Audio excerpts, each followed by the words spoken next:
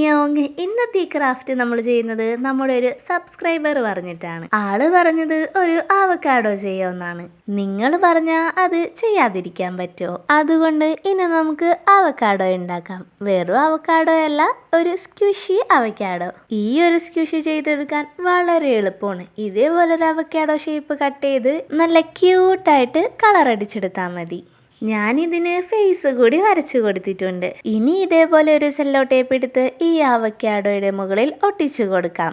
ഇത് നന്നായിട്ട് കവർ ചെയ്ത് കിട്ടണം. ബാക്കി വരുന്ന ഭാഗങ്ങൾ ഇതേപോലെ കട്ട് ചെയ്തെടുക്കാം. ഇനി ഇതിന്റെ മുകൾ ഭാഗം ഒഴിച്ച് ബാക്കി എല്ലാ ഭാഗവും നന്നായിട്ട് നമുക്ക് ഒട്ടിച്ചു കൊടുക്കാം. ഇനി കുറച്ച് പഞ്ഞിയെടുത്ത് ഇതിൻ്റെ ഉള്ളിൽ ഫുള്ളൊന്ന് ഫില്ല് ചെയ്ത് കൊടുക്കാം.